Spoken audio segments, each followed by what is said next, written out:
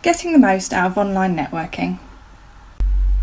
From webinars to virtual business shows, Twitter hours to web-hosted speed networking, making new contacts and schmoozing online has been around for a while. But it seems now more than ever we are relying on it as part of our new daily norm, and to be honest, it's not always that easy. So showing up, saying hello and listening to what everyone else has to say isn't that hard, but really making the most of it and getting as much from online networking as you would from meeting someone face to face is definitely a bit trickier. As experienced remote workers, we've been attending these types of events for years, so let us share with you our top tips for making the most out of them. First off, you need to find the right event to attend. The same as you would for an in-person event, consider what you can give and what you will get out of it. Is the audience right for you? Who do you want to work with, support or develop new relationships with? Whether you're at home, a local sports hall or a conference centre, your time is just as valuable. Show up to the right event for you. Once you've discovered your ideal Twitter hour or online lunch networking group, find out as much as you can before you attend. For example, what subjects do they discuss? What's the format of the event? Before you join, use the information you find out to think about some questions and useful content that you can share. That way, not only will you add real value, you'll also save time, allowing you to focus on speaking with and learning more about the other members. So that's all your prep done. Let's move on to talking about being in the room. The best piece of advice we can give you for online networking is to constantly visualise being in the room. With the safety and comfort of being behind your laptop screen, it can be easy to shrink into the background and just watch the events unfold in front of you. It can be daunting wondering what to say, how to say it, and even when.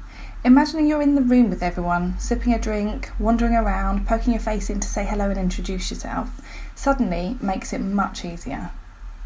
If you were there, chatting away, what would you say? You would ask them about their business, wouldn't you? You'd find out more, you'd ask probing questions, and conversations would flow onto various different subjects, business and personal. From there, you can network as you usually would. Show an interest, see if you can help each other, find out as much as you can for a short period, and then move on to find out more about the next person. That's networking.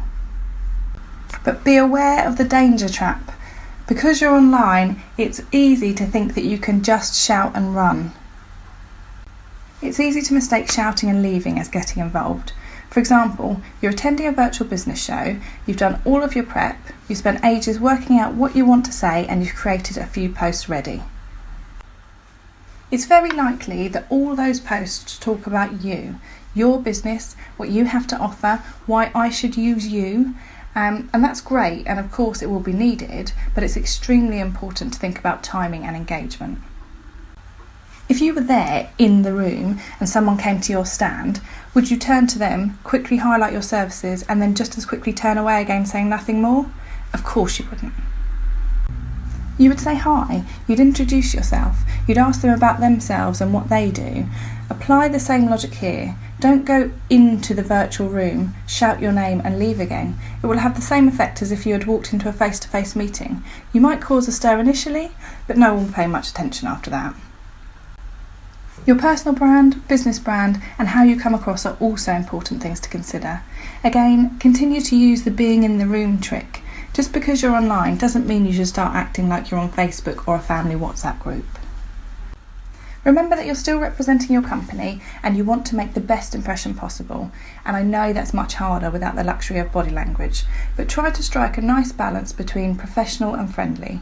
Nothing standoffish and definitely nothing too familiar. At all times, imagine you're standing in front of the person you're talking to and respond as you normally would. Be open, helpful and genuine. Try to help as many people as possible, showing your worth and adding real value to the event. Finally, once the speed networking webinar or whatever it is has ended, remember to progress any key contacts or developing relationships outside of the event. Follow up in the same way as you would if you had met them in person and taken their business card. Remember, all the best business is done once the event has finished. I hope you found this useful. Just to let you know, we run our own weekly networking hour over on Twitter between 8 to 9 p.m. on a Wednesday. So please come along. It's at SME Support Hour or hashtag SME Support Hour. If you have any questions about online networking or would just like to chat about anything else, please get in touch anytime.